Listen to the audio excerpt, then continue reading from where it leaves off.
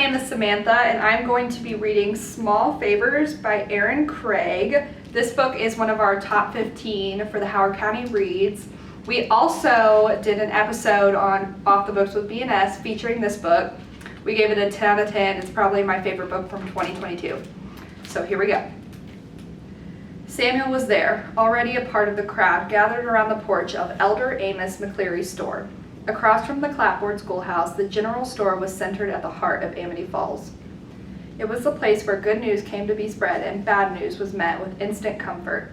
Mama and Papa pushed their way through the wave of bystanders, and I grabbed at Sadie to keep her from trailing after them.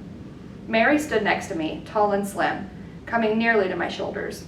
I felt her stiffen as she caught sight of what everyone had circled around. Molly McCleary, Amos's daughter-in-law, stretched across the body of her husband's prize stallion, Samson. He was an absolutely enormous beast, standing nearly 19 hands tall, but he seemed less now, lying in the middle of the dusty road, chuffing in pain. Molly clung to the beast, her sobs buried in the wadded saddle blanket. The ends of the fabric were ripped, ragged, and stained with dark brown splotches. Blood. The air was tainted with the biting taste of copper pennies. Mary, why don't you take Sadie and some of the other children over to the schoolyard? I asked, my hands fluttering uselessly about my little sister's face as I tried to keep the scene from her. The supply train had just left a day before, with Jebediah McCleary and Samson at the lead. Whatever had happened since then didn't need to be heard by a 7-year-old, no matter how very grown-up she fancied herself. Sadie squirmed to avoid my grasp, blonde braids flying. I want to stay, she protested. I'm not a baby anymore. No one said you were, I started, but Mary skillfully cut me off. Look, there's Pardon and Trinity. She pointed to Sadie's friends. They also lingered on the outer edge of the group, standing on tiptoes to catch what they could. Did you hear? Trinity picked up 5 jacks last week. On just one swipe. That's impossible, Sadie scoffed, eyeing her friend with outright suspicion. Mary shrugged. It's what she said. Sadie reached into her pocket and removed a handful of metal trinkets. I've got mine. Let's see if she can prove it. She always kept a set of jacks on her, and we all knew it. I offered Mary a grateful smile as our little sister loudly challenged the girls to a game of jacks.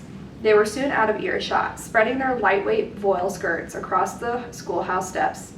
Though Mary immediately joined their game, engaging and distracting them, I felt her worried stare like a tangible weight. You won't, Molly screamed, railing at Elder Matthias Dodson and snapping my attention back. The blacksmith stood over her and the horse, pistol in hand. Jeb would never allow it. Molly, look at his leg. The bone is shattered. There's no way to fix that. He'll never walk again. He came back here, didn't he? It can't be as bad as you think. My breath caught as I spotted the broken hind leg.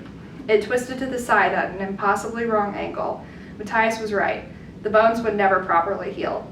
Samson would have to be put down. It was criminal, allowing him to linger in such blatant misery. Approaching 30, Matthias was the youngest of 3 town elders, and he rubbed at the back of his neck like a little boy, clearly wishing somebody else would intercede. I don't know how he made it this far, but we can't. Jeb will never forgive me. No, you can't. Her hand ran across the stallion's sleek black hide. It came away wet and red. Molly, it's not just the ankle. I said no. She was on her feet in an instant, pushing at him, pushing at the gun. The crowd took an uneasy step back. Molly had covered the worst of the stallion's injuries, and the front of her dress was slick with animal's blood. His side was clawed open by 4 deep marks, revealing sinew and bone.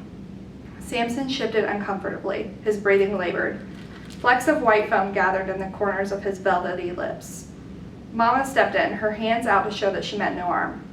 Her voice was low and soothing as she rubbed the comforting circles across the woman's back, just like when we were sick to leave bed. Samson is hurting, Molly. She nodded miserably. I know it's hard, but he's trusting you to be brave, to do the right thing. I know, Molly's voice croaked out, but Jeb will understand. Shivering, Molly threw herself into her mother's arms, staining her dress. He'll want to do it himself. He has to do it. He'd never forgive me if... Mama turned, her clear blue eyes searching the crowd. They met mine for only a moment before shifting on, looking for a man who was not there. Then, where is he? Was he taken to Dr. Ambrose already? Where's the rest of the party? Matthias's jaw clicked. No one else came back. That poor horse came tearing down the road, eyes rolled nearly to the back of his head. Never seen anything like it. But Jeb wasn't with him. This is Small Favors by Erin Craig, and I hope that this little excerpt made make you come in, check out the book, and turn the page.